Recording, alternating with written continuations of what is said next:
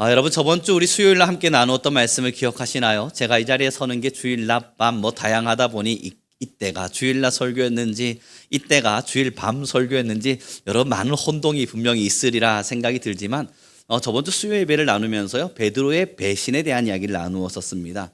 그러면서 우리 성민교회 모든 성도님들과 함께 고백하게 만든 것이 무엇이었냐면 하나님은 이미 우리의 배신도 예견하고 계신다. 그러니 우리가 배신하는 건 당연한 것이라 이야기했습니다.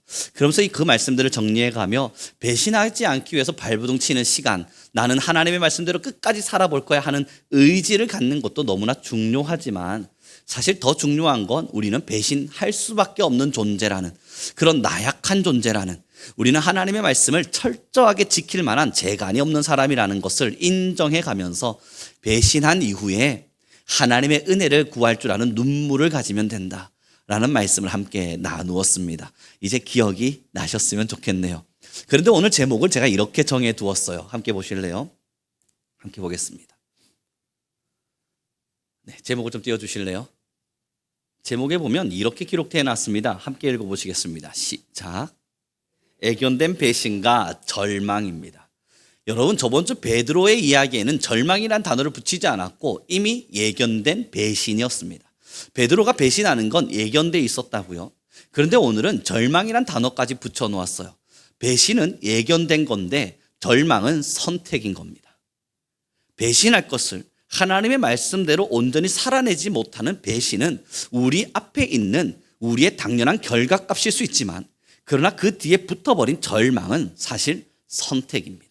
그의 기로에서 예수님을 배신하고 하나님 앞에 배신한 이후에 성도들이 어쩌면 베드로가 아니면 가룟 유다가 어떤 결과를 도출해냈는지를 보고자 하는 겁니다. 오늘 본문을 좀 함께 보았으면 좋겠습니다. 27장 1절과 2절입니다. 함께 읽습니다. 시작.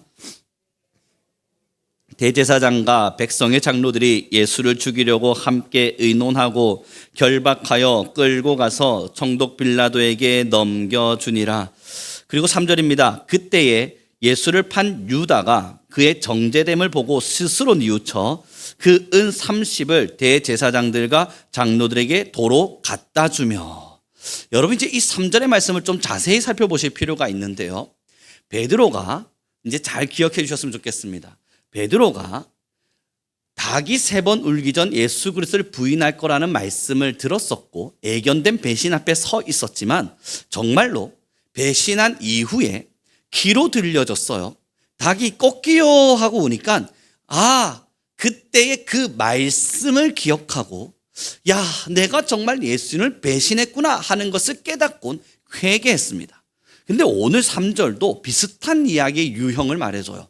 굉장히 대조되고 있는데요. 3절 다시 한 번만 좀 띄워주실래요? 이렇게 기록되죠.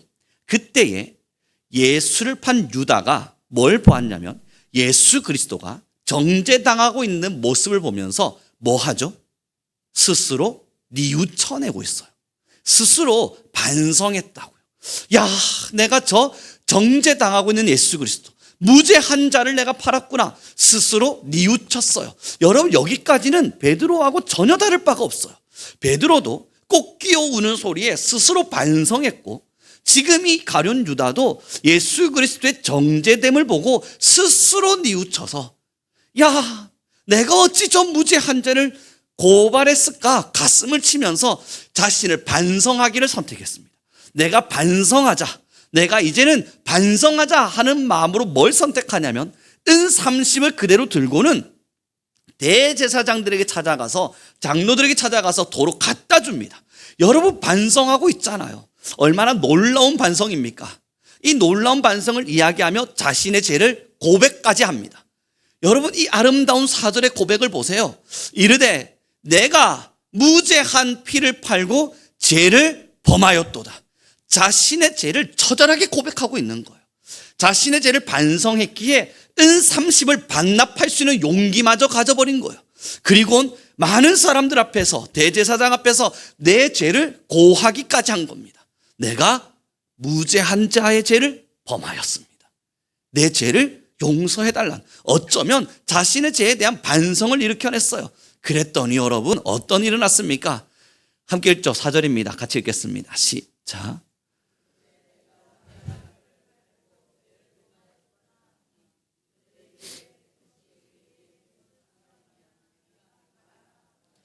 그리고 나서 보니까 대제사장들이 뭐라고 말하냐면 그게 나랑 무슨 상관이냐. 네가 죄를 지었다면 네가 당해라 라고 말하는 거예요. 여러분 지금요 똑같은 죄를 짓고 동일한 현상 속에서 무죄 한 자를 팔았다는 그 죄책감과 닭 우는 소리에 죄책감을 느꼈던 베드로와 유다는 비슷한 상황 앞에 서 있었지만 누구를 향해 갔는지가 전혀 다른 결과입니다. 지금 이는 은 30을 들고 대제사장을 찾아갔고 베드로는 그 자리에서 무릎을 꿇고 하나님께 기도했습니다. 통곡하며 가슴을 쳤다고요. 여러분 지금 가룟 유다가 사람들에게 찾아가서 내가 잘못한 것이 정말 확실하구나, 내가 정말 무죄한 자의 죄를 피를 흘리게 했구나 하며 은삼심을 갖다 주는 것까지는 내가 지은 죄에 대한 대가를 치르는 용기 같아 보입니다. 그러나 그 대가가 하나님을 향해 있지 않다는 것을 우리는 철저히 볼 수 있습니다. 지금 이 자의 회개와 이 자의 대가를 치르는 용서받고자 하는 그 방향이 하나님을 향해 있지 않고 여전히 대제사장을 향해서 자신이 지었던 죄를 반성하고 있는 거예요. 그러니 그 대제사장이 뭐라고 표현하냐면 너가 지은 죄니까 너가 당해라 말해줍니다. 여러분 예수님을 판 죄의 무게를 누가 견딜 수 있겠어요? 무고한 자를 팔았고 나를 극진히 사랑해 주었던 나의 스승을 팔았고 어쩌면 그의 정죄당함이 고통 가운데 있다는 사실을 철저하게 본 이 가룟 유다가 스스로 어떻게 그 죄의 무게를 견뎌낼 수 있겠어요? 가룟 유다 보고 이 제사장이 너의 죄는 네가 당해라, 너의 죄값은 네가 책임져라 말하니 여러분 그 말을 들었던 가룟 유다는 그 무게를 어찌 견디겠어요? 그걸 견뎌낼 재간이 없단 말이에요. 그러니 선택이 뭡니까? 죽음이에요. 내가 이 죄의 무게를 견딜 만하지가 않거든요. 내가 이 죄를 책임질 만한 대단한 사람이 내가 아니거든요. 이 죄를 지었던 내가 어떻게 책임져야 될지를 모르겠거든요. 사랑하는 귀한 성도 여러분, 회개라고 하는 이야기 속에서 지금 똑같은 상황 앞에 벌려졌습니다. 동일한 배신이 일어났고 예견된 배신이었습니다. 예수님은 가룟 유다가 자신을 팔 것을 알고 있었고 그러기에 그는 예수님과 함께 있을 그때 성만찬이 일어나고 있는 아름다운 시간, 예수여 누가 당신을 팔 자입니까? 제자들이 물을 때 나와 함께 그릇에 손을 담그는 자가 나를 팔 자이니라 라고 말할 때 가룟 유다는 스스로 팔기를 계획하고 있었기에 그 말씀을 마음에 새길 수 있었을 텐데 가룟 유다는 예수님의 정죄당함을 보고도 그 예수님의 말씀이 떠오르지가 않았습니다. 가룟 유다는 그러기에 사람에게 찾아가 자신의 삶의 이 무게의 죄를 어떻게든 자신 스스로 책임져 보려고 했습니다. 그러나 감당할 수가 없어요. 사랑하는 귀한 성도 여러분, 이것이 예견된 배신을 행했던 자들의 다른 결과입니다. 아니죠. 다른 행동입니다. 결국 우리가 죄를 짓고 나서 하나님 앞에 나아갈 때 사랑하는 성도 여러분 그냥 무릎 꿇으면 돼요. 하나님의 말씀을 떠올리면 돼요. 내가 하나님 앞에서 어떤 잘못을 저질렀는지 이 말씀으로 나를 비추어 내어서 그 말씀이 나를 조명해내실 때 하나하나 들추어내지는 작은 조약돌과 같은 때로는 큰 바위와 같은 그 죄들을 주님 앞에 고백하면 돼요. 하나님 내가 주의 말씀을 알았건만 내가 무너졌습니다. 하나님께 기도하면 예수 십자가의 보혈의 능력이 가볍지 않기에 우리의 모든 죄를 감당해낼 수 있어요. 그런데 사람들이 잘못된 선택을 뭘 하냐면 내가 책임질라 그래요. 내 잘못의 실수를 내가 저질러버린 죄의 대가를 내가 책임질라 그래요. 여러분 우리의 죄의 대가를 우리가 어떻게 책임집니까? 내가 쏟은 물이니 내가 담아보겠다고요. 내가 잘못한 것이니 내가 책임져 보겠다고요. 그래서 내가 어떻게든 한번 수습 잘 해보겠다고요. 그 수습을 잘 해내면 하나님이 용서해 주실 거라고요. 그렇지 않습니다. 하나님께서는 지금 우리에게 수습을 요청하신 적이 없어요. 하나님께서는 사람의 지혜와 사람의 계획과 사람의 방법대로 하는 수습을 하나님께서 원치 않으십니다. 베드로의 선택이 가장 탁월했습니다. 그 죄의 무게가 가룟 유다의 죄를 덮었습니다. 그러나 가룟 유다는 스스로 자신을 팔 자가 아니라 나를 팔 자가 아니라 하나님의 말씀을 가볍지 않았기에 죄책감을 크게 느꼈던 가룟 유다는 자살을 선택할 수밖에 없어요. 자기는 책임질 수 없거든요. 저는 많은 성도들을 만나고 어쩌면 믿음의 사람들과의 걸음을 걸어봅니다. 하나님 앞에 잘못된 상황 앞에 서 있어도 때로는 하나님 앞에서 큰 잘못을 하고도 무뎌져 가는 사람들을 봅니다. 그 무뎌져 가는 가슴이 어떻게 생겨나냐면 내가 책임질 수 없다는 걸 알기에 하나님께 눈물 흘리며 기도할 수 있는 힘도 없고 내가 책임질 만한 힘도 없기에 그냥 자포자기 하듯이 자신의 영혼을 방치해버립니다.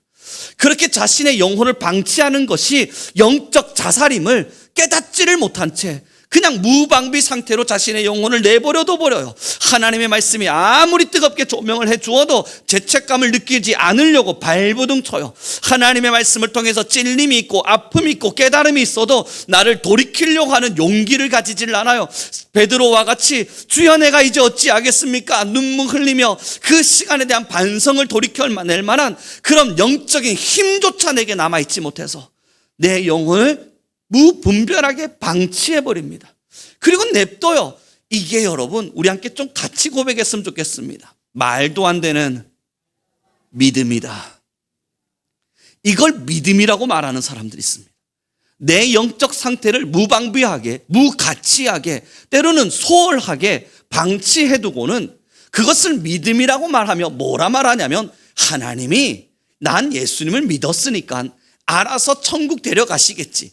그러다 보면요 좀 똑똑하다는 사람들은 하나님께서 선택하신 자라면 내가 천국 가겠지. 그런 말도 안 되는 예정적인 이야기를 던져냅니다. 여러분 그래도 제가 신학자로서 공부를 한 사람인데 칼빈이 예정론을 설명할 때 이런적으로 한 번도 설명해 본 적이 없는데 한국 교회는 이상한 예정론을 믿고 있습니다. 하나님이 뜻하셨다면 나를 구원하시겠지. 여러분 이건요 자신의 영혼을 방치하는 겁니다. 자신의 영혼을 방치하면 어떻게든 잘 굴러가리라 생각하지만 이건 가룟 유다가 육체의 죽음을 스스로 선택한 것과 다를 바가 없습니다. 내 영적인 스스로의 죽음을 선택하는 거예요. 사랑하는 귀한 성도 여러분, 그럼 이제 여기까지 설교를 듣고 나니까 왠지 모르게 마음도 무거워지고 왠지 모르게 내가 그럼 어떻게 해야 돼? 고민스러우시겠지만 이미 저번 주에 우리는 답을 내렸어요. 다른 게 아무것도 필요하지 않다고요. 책임지려고 발버둥 치는 수고를 할 수 있다면 하나님 지금 그걸 책임지라고 요청하지 않으신다고요. 내가 어떻게든 수습해 보려고 인간적인 지식을 동원하고 있다면 하나님께서는 그런 수습의 수고조차 요청하지 않으신다고요. 하나님이 요청하시는 게 뭡니까? 우리 함께 고백하겠습니다. 주님이 요청하시는 건 상한 심령이다. 여러분 이거 하나만 있으면 되는 거예요. 상한 심령, 하나님 앞에 무릎을 꿇고 내 마음의 상함을 마주하며, 상함이라고 하는 것이 내가 상처받았다는 게 아니에요. 내 마음에 약해져 버린 심령을 말해요. 하나님의 은혜가 없이는 안 된다는 처절감을 말해요. 그 처절감을 끌어안고 주님, 내가 주의 말씀을 알았으나 주님이 내게 무엇을 명하시는지도 내가 깨달았으나 여전히 나는 죄인인지라 넘어졌습니다. 이 상한 심령을, 이 병들어버린 영혼을 하나님 이렇게 문드러져 버린, 때로는 문둥병 걸린 환자와 같은 나를 하나님 치료해 주십시오. 기도하면 하나님께서 너가 그런 죄를 짓고도 내게 와서 기도할 수 있느냐, 그렇게 말씀하지 않으십니다. 하나님께서는 너는 좀 책임을 져야 돼, 가서 개똥밭에 좀 구르다 오거라, 그렇게 말씀하지도 않으신다고요. 너가 내게 온다면 하나님이 뭘 말씀하세요? 넓고도 너그러운 사랑의 가슴으로 우리의 모든 죄를 도말하시사 우슬초와 같은 그 초로 우리의 모든 죄를 정결케 하여 주시사 하나님이 우리의 아버지이심을 증명하시겠다고 말씀하고 계신 겁니다. 사랑하는 귀한 성도 여러분, 그럼 이제 우리에게 필요한 건요, 죄 짓고 나서 내가 어떻게든 책임져 보려고 하는 인간적인 노력입니까? 고단하시잖아요. 그런 고단함 앞에 서지 않으셔도 된다고요. 내가 하나님 앞에서 잘못을 하고도 그냥 무가치하게 내 영혼을 방치하는 일입니까? 지금의 인생이야 아무렇지도 않게 흘러가는 것 같겠지만 여러분, 그 영혼의 때를 마주하는 그날 그 공포와 두려움을 어찌 감당하겠습니까? 그러니 이것만큼은 죽어도 선택하지 말아야 될 일일 텐데 하나님은 우리를 고단하게 살게끔 하시지 않으셨습니다. 그저 가볍게, 어쩌면 간단하게, 어쩌면 가장 쉬운 방법으로 상한 심령 붙들고 상처 입은 영혼 붙들고 죄에 병들어버린 우리의 영혼을 붙들고 하나님께 우슬초로 씻어달라, 십자가의 피로 나를 깨끗게 해달라 기도하라 그러셨습니다. 그 기도가 우리를 살립니다. 그러니 여러분, 죄의 무게 앞에 빠져 살지 마세요. 죄의 무게를 모른 척하며 살지도 마세요. 죄의 무게가 너무나도 크게 느껴만 져서 내 영적인 병듦으로 넘어가지는 마십시오. 내가 무엇을 회개할까? 난 회개할 게 너무 많아서 모르겠어. 그렇게 때로는 모른 척하며 내 영혼의 상태를 방치하지도 마십시오. 매일 주님 앞에 서서 내가 하나님 앞에 은혜밖에 없는, 은혜 받을 자격밖에 없는, 아니 은혜를 구할 수밖에 없는 죄인임을 고백하면서, 여러분 죄의 무게에 빠지라고요? 아니요, 그 은혜를 사랑하시라고요. 죄의 무게에 빠져서 죄를 회개하며 살아야 돼, 그렇게 무겁게 살라는 이야기가 아니라 하나님이 이미 우리에게 베풀어 주신 은혜를 사랑하면서 그 은혜를 사모하며 살라고요. 죄의 무게를 가지고 나아가며 매일매일 은혜를 베풀어 주시는 그 하나님의 놀라운 은혜를 뜨겁게 사랑하며 살아가라고요. 그 은혜가 나를 살림을, 그 은혜밖에는 나에게 답이 없음을 여러분 사랑하며 살 때 그 놀랍고 크신 하나님의 은혜가 우리 모든 이들의 영혼을 소생케 할 것입니다. 그 영적인 소생함은 내 영혼의 살아있음을 증명해 갈 거라고요. 우리 옆 사람에게 이렇게 인사 나눴으면 좋겠습니다. 우리는 절망에 빠지지 맙시다. 그런데 여러분, 진짜 두려운 분들이 사실은 두 번째 케이스입니다. 영혼을 무방비하게 내버려 두는 사람들. 죄의 무게조차 느끼지 못해서 그냥 나의 영혼 자체를 방치하는 사람들, 두려운 사람들입니다. 어쩌면 그들에게 있어서만큼은 정말 하나님의 놀라운 치유하심이 필요할 겁니다. 하나님의 말씀이 약하게 들어가서는 안 되고 하나님의 강한 주사가 수술하듯 들어가서 하나하나 다 뜯어 고쳐서 영혼을 방치하는 자에게 그것이 방치였음을 깨닫게 하는 그러한 절규가 필요할 겁니다. 하지만 우리 성민교회는 그러지 않으리라 믿습니다. 그러기에 사랑 귀한 성도 여러분, 내 영혼의 상태 속에서 우리 성도님들의 오늘 시간의 선택은, 앞으로의 모든 신앙의 선택은 베드로와 같은 눈물이길 바랍니다. 우리의 배신은요 해견돼 있어요. 그러니 여러분, 죄 지었다고 왜 절망하십니까? 하나님이 이미 알고 계셨어요. 아니 나같이 죄를 이렇게 많이 지었는데 내가 주님 앞에 나아가도 되겠어? 아우, 내가 이 죄부터 씻고 나가야지, 이 잘못부터 안 저지르는 사람이 되고 나서 예수님께 기도해야지. 아니 여러분, 예수님 믿는 사람들을 그렇게 때려 죽였던 사도 바울도 예수님이 용서하시는데 우리를 용서하지 않으실 수 있겠습니까? 죄 짓고 나서 예수님 앞에 나오는 게 아니고요, 죄 지었기 때문에 예수님께 나오는 것이고, 죄를 짓지 않는 상태에서 하나님을 사랑하겠다 고백하는 게 아니고요, 죄의 용서를 받음으로써 하나님에 대한 은혜를 깨닫는 겁니다. 그 은혜를 깨달아야만 하나님을 사랑할 수 있게 됩니다. 하나님은 무턱대고 사랑하게 되는 것이 아니라 내 죄를 처절하게 용서받는 은혜, 그 은혜 앞에서 그 은혜의 크심을 깨달아야만 내가 주님을 사랑하지 않고서는 이건 더 이상 살아갈 수 없구나 하는 걸 배워가며 이제 우리는 하나님에 대한 사랑의 자리 앞에까지 나아가게 돼요. 이제 말씀을 정리해 가기로 원합니다. 유다는 죽음을 선택했습니다. 너의 죄값은 너가 감당해라. 말하니 유다가 그 죄값을 어찌 감당합니까? 이 감당할 재수가 없어서 아유 고통스럽다, 고민스럽다, 이 고통 어찌 끊어낼까, 죽자. 그리고 죽음을 선택해 버린 겁니다. 자신은 그 죄의 무게를 감당할 수 없거든요. 사랑하는 귀한 성도 여러분, 우리의 근원의 죄의 무게를 우리가 감당할 수 있는 능력이 없습니다. 어제도 오늘도 어쩌면 일상적으로 살아내고 있는 내 마음속의 죄의 근간을 끊어낼 수 있을 만한 그러한 재주가 우리에게는 없다고요. 우리의 마음속의 시기와 질투를, 때로는 마음속에 있는 분노와 화냄을, 때로는 짜증과, 때로는 누군가를 향하여 나오는 분풀이를 여러분 우리가 모든 것을 다 감내해가면서 이겨낼 수가 없고, 욕망과 욕심을, 탐심과 탐식을 여러분 우리가 그 모든 걸 어떻게 다 지우며 삽니까?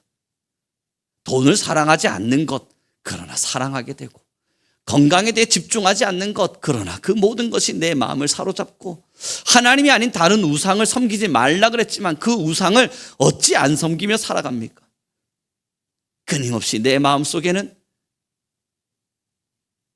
얼토당토 않는 우상들이 주인처럼 자리해서 우리의 마음에 바벨탑을 쌓아 올리는 걸요. 아니라고 내버려 두기엔 사실 우리는 그 뒷걸음질을 매일 치며 살아갑니다. 그렇다면 여러분, 그 모든 죄를 우리가 감당할 수 있는 재주가 없다는 것을 고백합시다.